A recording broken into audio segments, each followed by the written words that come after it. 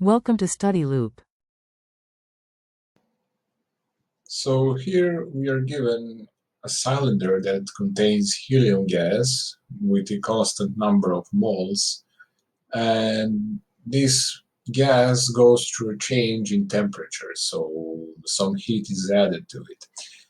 Now, when it comes to gases can this is the difference between gases and between liquids and solids in thermodynamics.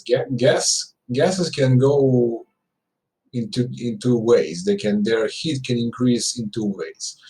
We can add heat to a gas under constant volume, so we are preventing the gas to expand, and this is corresponding to a specific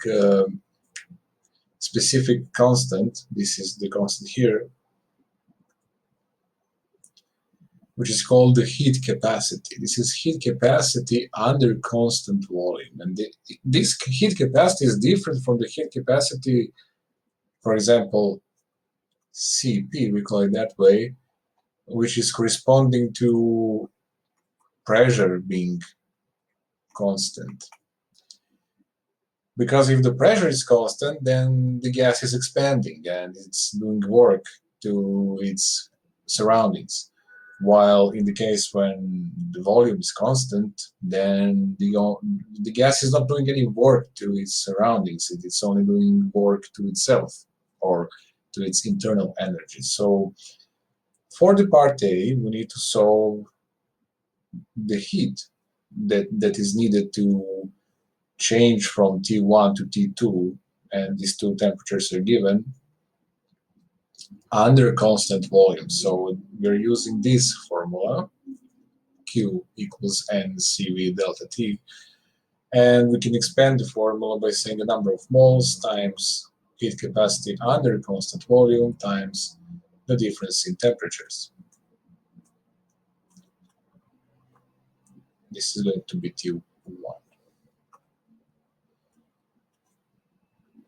Of course, we can now substitute the known values since all of them are given in the problem. So this is going to be 0.01 moles times 12.47 joules per mole kelvins. This is heat capacity.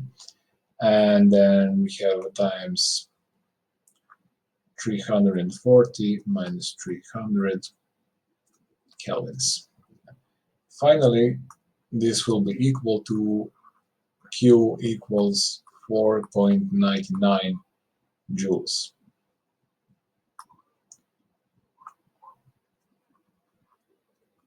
And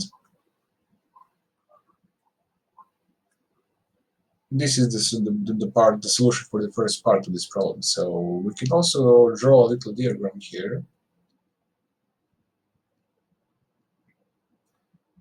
And so pressure volume diagram, it will have the pressure on the y-axis and the volume on the x-axis. So we know that the volume is being held constant. So we have pressure P1, we have pressure P2 after the increase of the temperature.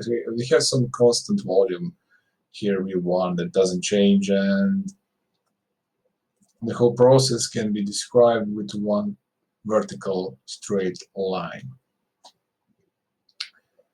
This line is straight up. So volume doesn't change, only pressure changes.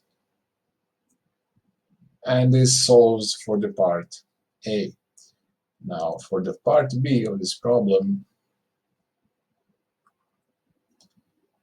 this is going to be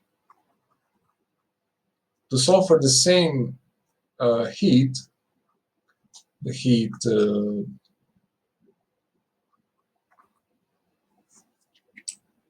that is being given to the system, but in case that we hold the pressure constant. So now the gas can do work to its surroundings. Now the gas can expand, and we need to use a different constant. So Q will be equal to the number of moles times heat capacity, but for the constant pressure times the change in temperature. And this constant here is of greater magnitude numerically than the CV, so the heat capacity for constant volume. And when we substitute the known values, we will obtain that it is equal to 0.9 moles times 20.78 joules per mole kelvins times 340 minus 300 kelvins. When we put these values into a calculator, we obtain that Q equals 8.31 joules. Now, this means that Q for the constant pressure is greater than the Q for constant volume. But why? Well, the explanation is because when we are holding the gas down, or when we are holding its volume constant, all of the energy that is being placed into the system will go into internal energy of the system, while in this case the gas will expand, which means that the gas will do work on its surroundings. Imagine the cylinder to be like this, and this is in the state 1, and then it goes to the state 2 after the heat is being added. So the volume changes. This is, for example, volume 1, and this is going to be volume 2. But what happened? The gas expanded on the surroundings and did some work on the surroundings. So the total energy will be the work done by the gas on surroundings plus the amount of energy that is going inside the gas's internal energy. And it is important to note that internal energy in this situation, so it's for the part B, it is going to be equal to the heat for the part A, or when the volume is being constant, or this is going to be 4.99 joules. This is important thing to notice, and we will use it later. And also here we should draw a diagram, and this diagram, pressure volume diagram. So this is pressure, this is volume. Here we have constant pressure, and we have two volumes, V1 and V2. And the graph will be a straight line, horizontal line, from the point 1 to the point 2. So for the part C of this problem,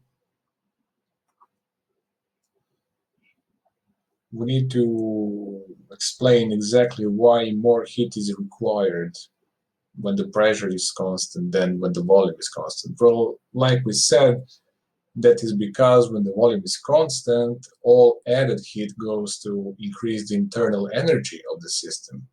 So in part A,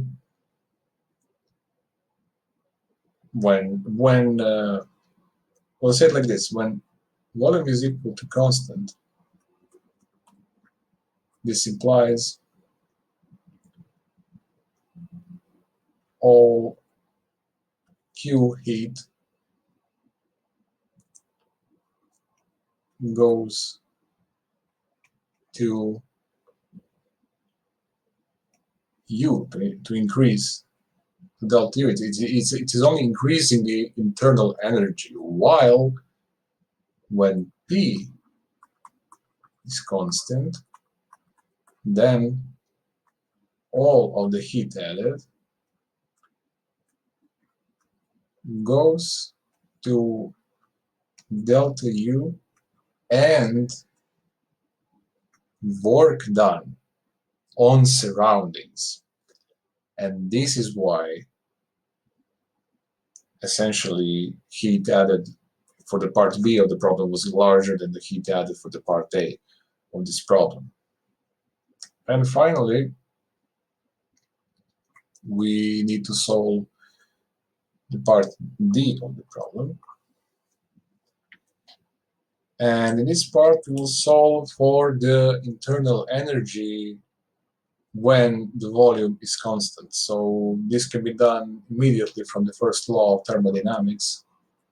So U equals Q minus work done. And this is going to be, we'll say A, since in the part A of the problem we had this constant volume. So we can immediately substitute, since the volume is constant, the work will be 0, and this will be all equal to Q. And since we already evaluated Q, this is going to be equal to 4.99 joules. And notice one thing here, and this is the very important part. The change in internal energy when the volume is constant is equal to 4.99 joules, but also the internal energy when the pressure is constant the change in internal energy is the same. And this is a very important part, because this is due to the fact that internal energy depends on the temperature. So the internal energy, if we have, like in this problem, if we have some constant change from, it was from 300 kelvins to 340 kelvins temperature, this will correspond to the same change in joules of the internal energy of the system. But if the system is open, if the system allows for the gas to expand in volume, like in this case, then the total Q will be equal. So the total Q will be larger than in case when the volume is constant. So even though this is true, also Q for part B will be always larger than the Q for the part A, even though the changes in internal energy will be the same, since the temperature change is the same in both parts of the problem. So by explaining this, we have solved all parts of the problem, and I hope that you find this helpful to understand it better. And I also hope I will see you in some another lesson. Bye!